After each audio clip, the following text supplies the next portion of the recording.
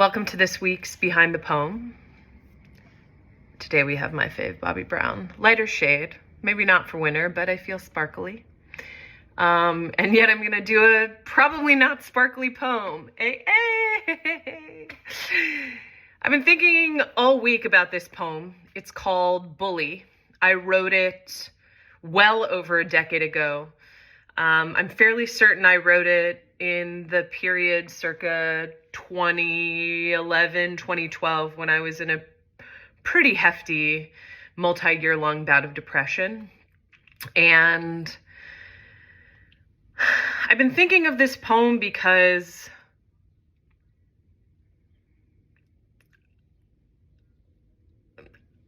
I am not only witnessing and noticing all the many ways we bully each other and ourselves, whether that is interpersonal or institutional or systemic or global or ideological.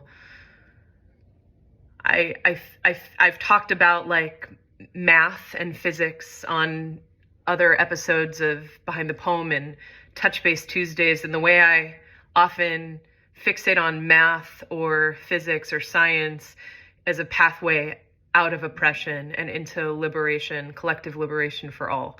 And so I think one of the math problems I've been doing in my head all week is, where does that bullying begin?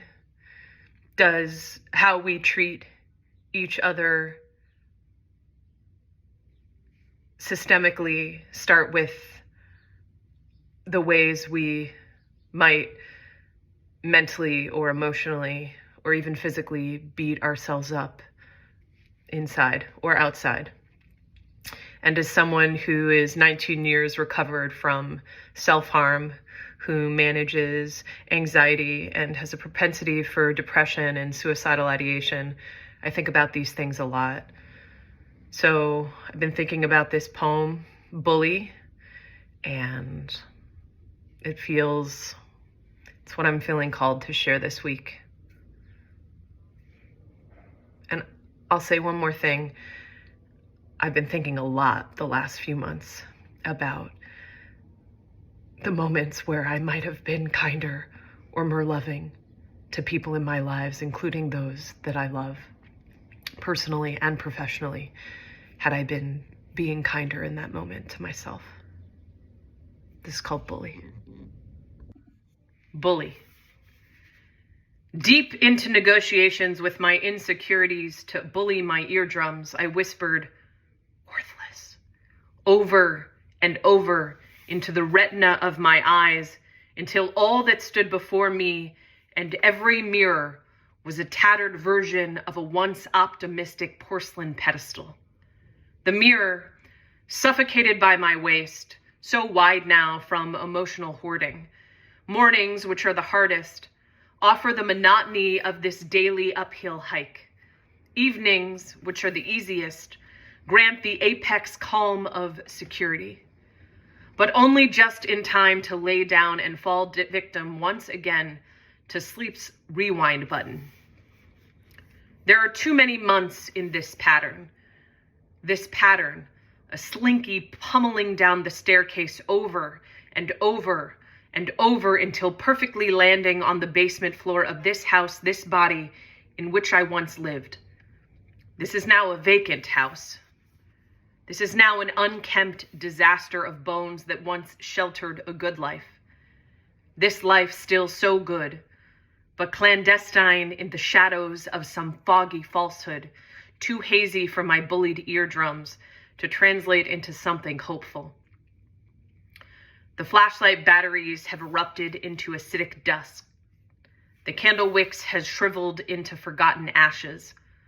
I am simply feeling around aimlessly to find the exit from this dark abyss, but my hands do not offer light with the efficiency of wax and electricity.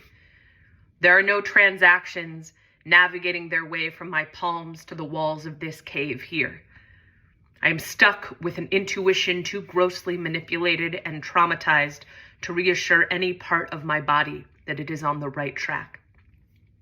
What Houdini will lift me from this locked cavity. This is a sensitive house now, standing on stilts of perseverance so typical it has just become a useful alibi to ward off the worried and concerned. The concerned, unintentional exacerbations of the already tainted retina, too ruptured to see anything but torture in my reflection. I have known of freedom before. I assume it is repeatable.